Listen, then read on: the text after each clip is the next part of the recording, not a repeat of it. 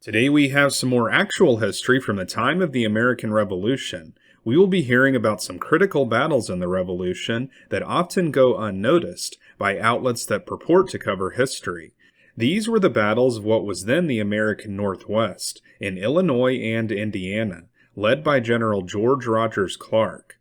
Clark has been called the Hannibal of the West, the Washington of the West, and the father of Louisville. In this episode, we will hear about his attacks on Kaskaskia and Vincennes, which were British outposts that were supplying Indians with arms and ammunition so that they could commit depredations on the settlers of Kentucky, Pennsylvania, and Virginia during the Revolutionary War. We will be reading from this book, Historical Sketches of Kentucky, by Lewis Collins. This book was published all the way back in 1848. So here is the story of the war against the British and their Indian allies in the American Northwest. We will hear about the successful and heroic battles led by General George Rogers Clark, as well as some later battles that did not go so well for the Kentuckians. The expedition of Colonel George Rogers Clark belongs more properly to the history of the United States than to that of Kentucky. It will be referred to, therefore, with great brevity. When Clark was in Kentucky in the summer of 1776, he took a more comprehensive survey of the western country than the rude pioneers around him. His keen military eye was cast upon the northwestern post, garrisoned by British troops, and affording inexhaustible supplies of arms and ammunition to the small predatory bands of Indians which infested Kentucky. He saw plainly that they were the true fountains from which the 1,000 little annual rills of Indian rapine and murder took their rise, and he formed the bold project of striking at the roots of the evil. The Revolutionary War was then raging, and the western posts were too remote from the great current of events to attract powerfully the attention of either friend or foe. But to Kentucky they were objects of capital interest. He unfolded his plan to the executive of Virginia, awakened him to a true sense of its importance, and had the address to obtain from the impoverished legislature a few scanty supplies of men and munitions for his favorite projects. Undismayed by the scantiness of his means, he embarked in the expedition with all the ardor of his character. A few state troops were furnished by Virginia, a few scouts and guides by Kentucky, and with a secrecy and celerity of movements never surpassed by Napoleon in his palmiest days, he embarked in his daring project. Having descended the Ohio in boats to the falls, he there landed 13 families who had accompanied him from Pittsburgh as emigrants to Kentucky, and by whom the foundation of Louisville was laid. Continuing his course down the Ohio, he disembarked his troops about 60 miles above the mouth of that river, and marching on foot through a pathless wilderness, he came upon Kaskaskias as suddenly and unexpectedly as if he had descended from the skies. The British officer in command, Colonel Roch du Blair, and his garrison surrendered to a force which they could have repelled with ease if warned of their approach, but never in the annals of war was surprise more complete. Having secured and sent off his prisoners to Virginia, Clark was employed for some time in conciliating the inhabitants, who, being French, readily submitted to the new order of things. In the meantime, a storm threatened him from Vincennes. Governor Hamilton, who commanded the British force in the Northwest, had actively employed himself during the fall season in organizing a large army of savages, with whom, in conjunction with his British force, he determined not only to crush Clark and his handful of adventurers, but to desolate Kentucky and even seize Fort Pitt. The season, however, became so far advanced before he had completed his preparations that he determined to defer the project until spring, and in the meantime, to keep his Indians employed, he launched them against the frontiers of Pennsylvania and Virginia, intending to concentrate them early in the spring and carry out his grand project. Clark, in the meantime, lay at Kaskaskias, revolving the difficulties of his situation, and employing his spies diligently in learning intelligence of his enemy. No sooner was he informed of the dispersion of Hamilton's Indian force, and that he lay at Vincennes with his regulars alone, than he determined to strike Vincennes as he had struck Kaskaskias. The march was long, the season inclement. The road passed through an untrodden wilderness and through overflowed bottoms. His stock of provisions was scanty, and was to be carried upon the backs of his men. He could only muster 130 men, but inspiring this handful with his own heroic spirit, he plunged boldly into the wilderness which separated Kaskaskias from Vincennes, resolved to strike his enemy in the citadel of his strength, or perish in the effort. The difficulties of the march were great, beyond what even his daring spirit had anticipated. For days his route led through the drowned lands of Illinois. His stock of provisions became exhausted, his guides lost their way, and the most intrepid of his followers at times gave way to despair.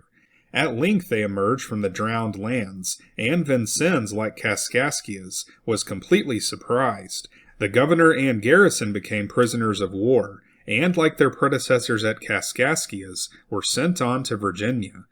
The Canadian inhabitants readily submitted, the neighboring tribes were overawed, and some of them became allies, and the whole of the adjacent country became subject to Virginia, which employed a regiment of state troops in maintaining and securing their conquest.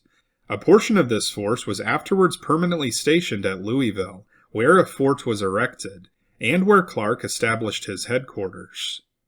The year 1779 was marked in Kentucky by three events of unequal importance. About the 1st of April, a solitary blockhouse with some adjacent defenses, the forlorn hope of advancing civilization, was erected by Robert Patterson, upon the spot where the city of Lexington now stands. The singularly unfortunate expedition of Colonel Bowman against the Indian town of Chillicothe was undertaken and carried out, and the celebrated land law of Kentucky was passed by the Virginia legislature. Bowman's expedition consisted of the flower of Kentucky. Colonel Benjamin Logan was second in command, and Harrod, Bulger, Bettinger, and many other brave officers held subordinate commands. The march was well conducted, the surprise was complete, the plan of attack well concerted, and the division led by Logan performed its part well, yet the whole failed by reason of the hesitation, the imbecility, or the panic of the commander-in-chief. Logan's division, left unsupported by Bowman, was compelled to make a disorderly retreat to the main column, and the rout quickly became general.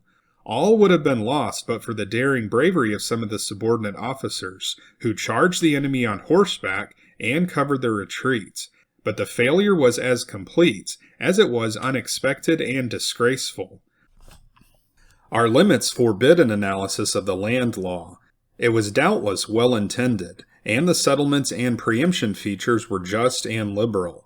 The radical and incurable defect of the law, however, was the neglect of Virginia to provide for the general survey of the country at the expense of the government, and its subdivision into whole, half, and quarter sections, as is now done by the United States. Instead of this, each possessor of a warrant was allowed to locate the same where he pleased, and was required to survey it at his own cost. But his entry was required to be so special and precise that each subsequent locator might recognize the land already taken up, and make his entry elsewhere. To make a good entry, therefore, required a precision and accuracy of description, which such men as Boone and Kenton could not be expected to possess, and all vague entries were declared null and void. Unnumbered sorrows, lawsuits, and heart-rending vexations were the consequence of this unhappy law.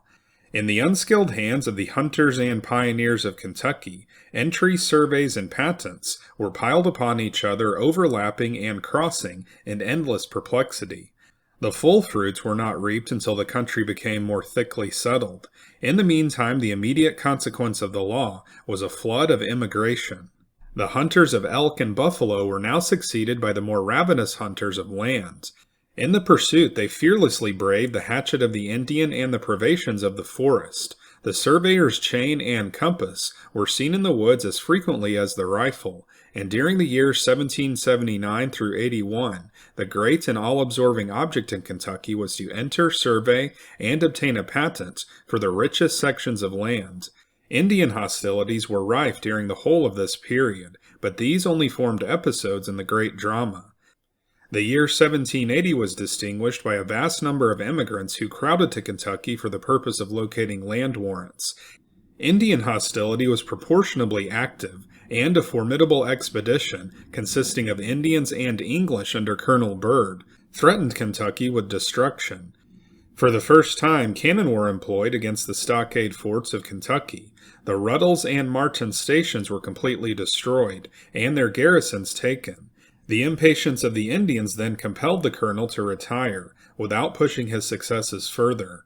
In the fall of this year, Colonel Clark, at the head of his state troops, stationed at Louisville, reinforced by all the disposable force of Kentucky, invaded the Indian country in Ohio, and having defeated the Indians in a pitched battle, laid waste their villages and destroyed their cornfields, with inexorable severity in retaliation of Byrd's expedition in the spring. In November of this year, Kentucky was divided into 3 counties, to which the names of Fayette, Lincoln, and Jefferson were given. They had now 3 county courts holding monthly sessions, 3 courts of common law and chancery jurisdiction sitting quarter-yearly, and a host of magistrates and constables. No court capable of trying for capital offenses existed in the country or nearer than Richmond. The courts of quarter session could take notice only of misdemeanors. The year 1781 was distinguished by a very large immigration, by prodigious activity in land speculation, and by frequency of Indian inroads in small parties. Every portion of the country was kept continually in alarm, and small Indian ambushes were perpetually bursting upon the settlers. Many lives were lost, but the settlements made great and daily advances, in defiance of all obstacles. The rich lands of Kentucky were the prize of the first occupants, and they rushed to seize them with a rapacity stronger than the fear of death. The year 1782 was uncommonly prolific in great events. Indian hostility was unusually early and active. In the month of May, a party of 25 Wyandots invaded Kentucky, and committed shocking depredations in the neighborhood of Estill's Station.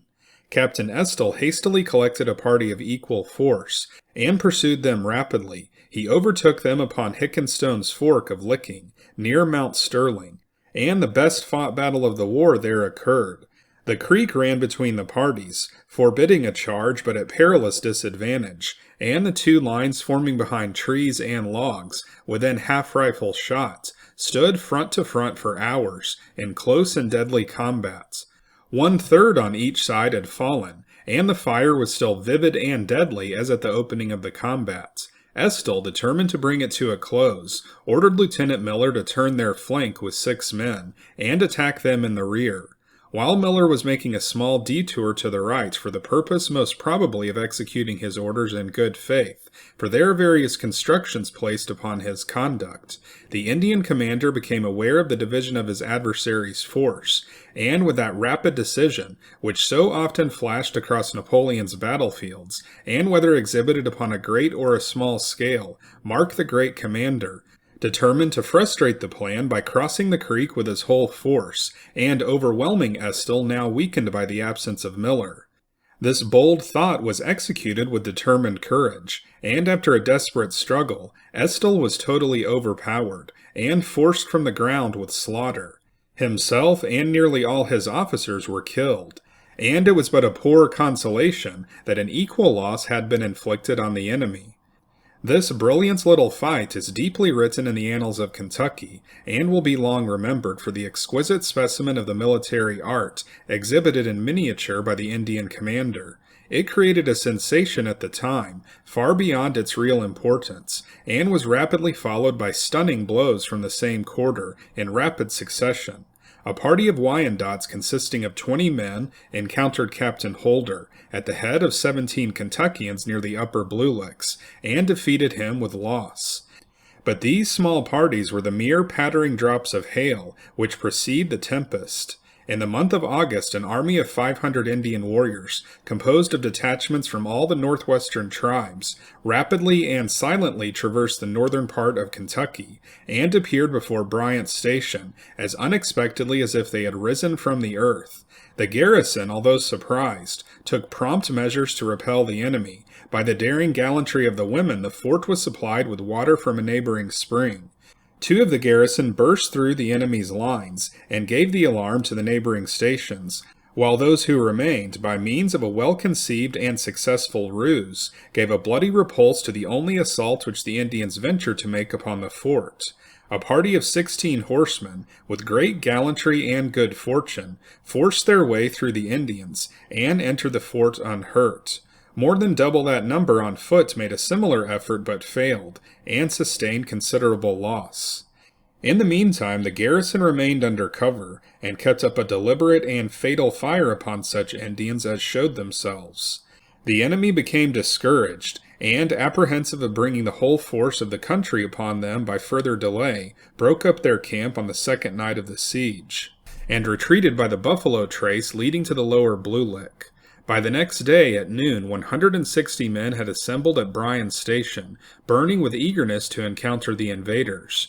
Colonels Todd Trigg and Daniel Boone, Majors Harland McBride and Levi Todd, Captains Bulger and Gordon, with 45 other commissioned officers, including the celebrated McGary, assembled in council and hastily determined to pursue the enemy, without waiting for Colonel Logan, who was known to be collecting a strong force in Lincoln, and who might be expected to join them in 24 hours.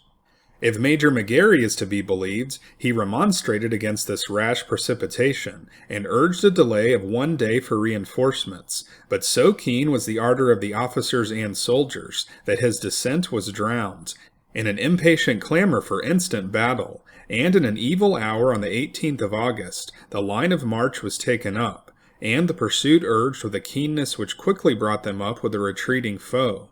Before noon on the 19th, they reached the southern bank of Licking, and for the first time beheld their enemy. A few Indians were carelessly loitering upon the rocky ridge, which bounded the prospect to the north. These warriors seemed nowise disconcerted by the presence of so large a body of Kentuckians, but after gazing upon them for a few moments with cool indifference, very leisurely disappeared beyond the ridge. This symptom was not to be mistaken by the youngest woodsman in the ranks. The enemy was before them in force, and a battle against fearful odds or a rapid retreat became inevitable. A dozen officers rode to the front and exchanged opinions. Boone, who was best acquainted with the ground, declared with confidence that the Indian army lay in ambuscade about 1 mile beyond the river, which there ran an irregular ellipsis, and offered peculiar advantages to the Indians if the Kentuckians should advance by the Buffalo Trace. He advised either a retreat upon Logan or a division of their force for the purpose of making a flank attack upon each wing of the Indian army, of whose position he had no doubt. All further deliberation, however, was broken up by McGary, who suddenly spurred his horse into the stream, waved his hat over his head, and shouted aloud, "Let all who are not cowards follow me!" Of the gallant band of 160, there was not one who could endure this taunt. The electric cord was struck with a rude hand, and the shock was as universal as it was violent. The horsemen dashed tumultuously into the stream, each striving to be foremost. The footmen were mingled with them in one rolling and irregular mass. They struggled through a deep ford as best as they could, and without stopping to reform their ranks on the northern shore, pressed forward in great disorder, but in a fierce mood to close with their concealed enemy. The stinging taunt of McGary had struck deep, and every thought save that of confronting death without fear was for the moment banished from their minds. McGary still led the van, closely followed by Boone, Harland, and McBride. Suddenly a heavy fire burst upon them in front, and the van halted and endeavored to obtain cover and return the fire. The center and rear hurried up to support their friends, and the bare and rocky ridge was soon crowded with the combatants. The ravines flanked them on each side, from which came a devouring fire, which rapidly wasted their ranks. There was no cover for the Kentuckians, and nearly 1/2 of their force was on horseback. The Indians had turned each flank and appeared disposed to cut off their retreats. The rear fell back to prevent this, the center and van followed the movements, and a total rout ensued. The pursuit was keen and bloody, and was pressed with unrelenting vigor. Todd, Trigg, Harland, McBride, Bulger, and Gordon were killed on the field of battle. McGary, although more deeply involved in the ranks of the enemy than any other officer, was totally unhurt. 60 officers and men were killed in the battle or pursuit, and 7 prisoners were taken. The The number of wounded was never ascertained. Some of the fugitives reached Bryant's Station on the night after the battle, and were there met by Colonel Logan at the head of 450 men. Logan remained at Bryant's until the last of the survivors had arrived, and then continued his march to the battlegrounds. The bodies of the dead were collected and interred, and having satisfied himself that the Indians had crossed the Ohio and were beyond his reach, he returned to Bryant's Station and disbanded his troops. It was an established custom in Kentucky at that time, never to suffer an Indian invasion to go unpunished, but to retaliate upon their villages and cornfields the havoc which their own settlements had experienced. Colonel George Rogers Clark, stationed permanently at Louisville, declared that he would lead his regiment of state troops against the Indian villages in Ohio, and invited the militia of Kentucky to accompany him. The call was promptly answered. 1,000 riflemen rendezvoused at the mouth of Licking, and under the command of Clark, penetrated into the heart of the Indian country. No resistance was offered. Their towns were reduced to ashes, their corn cut up, and the whole country laid waste with unsparing severity. Having completely destroyed everything within their reach, the detachment returned to Kentucky. So that's the end of this account of the Northwest battles of the Revolutionary War from Lewis Collins' 1848 book, Historical Sketches of Kentucky. This last battle is better known as the Battle of the Blue Licks, and it was the last pitched battle of the U.S. Revolution. In some ways it was similar to the Battle of New Orleans in 1814, because it was a battle that took place after the war was really over. However, the Battle of New Orleans was a triumphant victory over the British, while the Battle of the Blue Licks was a rout where about 70 men were killed. We also heard about the defense of Bryant's Station, near present-day Lexington, Kentucky. The women of the station were recognized for fetching a large amount of water, while the Indians were lurking nearby. This excerpt from KET.org tells a little bit more about the women's role in defending against this attack. Near the end of the American Revolution, Bryant's Station was the target of an attack by American Indians and British Loyalists, led by British-Canadian Captain William Caldwell. With only 44 gun-bearing men at the fort, the pioneers were severely outmanned, but even when they learned that they were surrounded, they intentionally went about their lives as usual. They created a plan for the women to come down to the well and get water, just like they normally would, says Carol Bailey, regent of Bryant's Station chapter of the National Society of the Daughters of the American Revolution. They agreed to come down to the well and pretend like everything was okay, but they were scared to death. They didn't really know if they would make it back. When the attack did finally occur, the fighting lasted 2 days. Caldwell's forces retreated when they heard that reinforcements were on the way. So the women apparently went down to the spring to fetch water, and acted as if they did not suspect an Indian attack. Because of this, the Indians may have felt that they still had the element of surprise, whereas if the women had appeared frightened, the Indians may have attacked immediately. We also heard about Hugh McGary, the man who dared the other soldiers to rush forward to their death in the Battle of the Blue Licks. He was quite an interesting character, so I'm now going to read a section of this article from the website Frontier Partisans. It was written by Jim Cornelius, and the title is Hugh McGary, Kentucky Hothead. Hugh McGary was a man of blood, a man both brutalized and brutal, whose quarrelsome temperament, thin skin, and hatred of Indians cost the settlers of frontier Kentucky dear.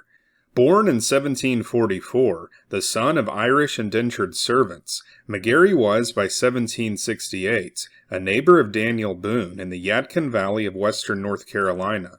He apparently accompanied Boone on a foray into Kentucky in 1772, prior to an abortive attempt to settle there in 1773.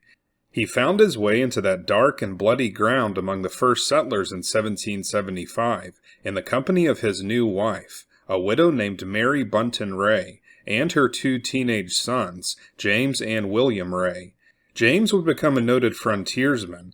William would suffer a grim fate that would trigger a near-mad rage in Hugh McGary. The frontiersman was already known as a headstrong man of fierce passions, difficult to get along with. The brutalizing violence of the Kentucky frontier would only make him worse. The family settled at Fort Herod, now Harrodsburg. In March 1777, as raiding by Shawnee and affiliated Indian militants into Kentucky heated up, James and William Ray got caught in an ambush while out working in the woods with a sugaring crew. William was killed. James, noted for his swiftness of foot, killed the warrior who slew his brother, then sprinted to safety. McGary led a search party out and found the mutilated body of his stepson. He reportedly swooned in the saddle and nearly passed out at the sight of the body, which, given the proclivities of the woodland warriors of the era, was doubtless a gruesome sight. When Mary was informed of her son's fate, she retired to her bed in a stupor, from which she never really recovered. She would die 3 years later. The raiding party harassed Fort Herod, burning outlying cabins. McGary rushed out with a small force to attack the raiders, and one of those killed was found to be wearing William Ray's hunting shirt. In a rage, McGary hacked the Indian's body to pieces and fed it to his dogs. This was an extreme act even by frontier standards. Gossip at Fort Herod, recorded in Lyman C. Draper's interviews years later, had it that McGary sought the company of other women during his wife's long illness, and that William Ray would appear to him as a specter, wrapped up in sheets, and talk him out of it. Upon Mary's death, he married Katie Yoakum. It wasn't a happy match. She was apparently prone to tantrums, and McGary would fight frequently, loudly, and publicly with Katie and her brother, once threatening the brother that he would shoot his damn gourd. Strong drink being ubiquitous on the frontier, it is likely that whiskey contributed to McGary's volatile personality, and perhaps to his spectral visions. McGary's social reputation was not good. In 1781, he was charged with giving and accepting bets on popular Sunday horse races. The court proclaimed him an infamous gambler, not to be eligible to any office of trust or honor with the state of Virginia. Nevertheless, he held the rank of major in the militia when a significant raid on Bryan Station in the north-central Bluegrass region led to the final pitched battle of the American Revolution. The British Empire had pretty much given up on the eastern theater of what they called the American War, after the surrender of Lord Cornwallis and his army at Yorktown in October of 1781, but they hadn't quit in the west. A strong force of some 50 Loyalist Rangers and 300 Indians, from as far away as the Great Lakes, tried to capture Bryan Station at present-day Lexington, Kentucky. They lost the element of surprise and didn't have cannon to reduce the fort's palisades, so they laid siege for a few days, killing off livestock and burning outlying cabins, before pulling out and heading back towards the Ohio River, pursued by a relief force of about 180 men from other Kentucky stations. But the apparent retreat was a well-designed ruse. That possibility was not lost on at least some of the militia officers. McGary expressed reluctance to go after the retreating raiders without heavier reinforcements, which were on their way under the command of Benjamin Logan, with a great frontier partisan scout Simon Kenton acting as his pilot. This drew a rebuke from militia leader Colonel John Todd, who insisted in a council of war at Bryan Station, and the pursuit began immediately, accusing McGary of timidity. The pursuers rode out, with McGary apparently brooding mightily on the insult his commander had laid upon him. Experienced frontier partisan scouts like Daniel Boone, who was among the pursuing militia, began to feel real trepidation about the nature of the Indians' withdrawal. The trail was too plain. There was no effort at evasion or at disguising the route. It was as though they wanted to be chased. When the Kentuckians reached the south bank of Licking River on August 19, 1782, Boone and others were counseling caution. Boone was certain that an ambush lay ahead. The officers stopped to confer. McGary determined that he would now redeem his honor. He angrily insisted, "We have force enough to whip all the Indians we find. By Godly, what did we come here for?" He rebuked his old neighbor Boone directly. "I never saw any signs of cowardice about you before." In an honor culture like that of frontier Kentucky, such words were like a rake from a sharp-roweled spur. Daniel Boone was a mild-mannered man, and no warmonger, but such talk would not be allowed to stand. He burst into enraged tears, and spat back at McGary. "No man before has ever dared to call me a coward. I can go as far in an Indian fight as any other man." The blood was up. McGary shouted, "Them that ain't cowards follow me, and I'll show where the yellow dogs are." He plunged across the licking, and the whole force of Kentuckians followed him. Boone, still in a state of mortified fury, cried, "Come on, we are all slaughtered men." Not all. Some 70 Kentuckians were killed in withering fire that erupted from a perfectly executed ambush that turned into a rout, but McGary escaped unscathed, as did Daniel Boone. Boone's son Israel was not so lucky. A musket ball took him in the neck, and he bled out in seconds, the second of Boone's sons to die at the hands of Indians. McGary resented being blamed for the impetuous charge across the licking, and defended himself by besmirching others, including Todd, who had died in the battle. He insisted that the militia commanders had schemed to come upon the Indians before Logan got to the scene, so that they could win great applause. So that's it for this episode. There is much more to this article from the website Frontier Partisans. I will paste a link to it in the description if you would like to read the rest. Hugh McGary also got into feuds with Simon Kenton and Andrew Jackson, and he once assassinated an Indian in cold blood, similar to what Lewis Wetzel did, and this led to great difficulties in maintaining peace with the Indians. Let us know in the comments what you think of Hugh McGary. Also let us know what you think about people like George Rogers Clark. Does he deserve more recognition for capturing 2 major Northwest British outposts in 1778 and 1779?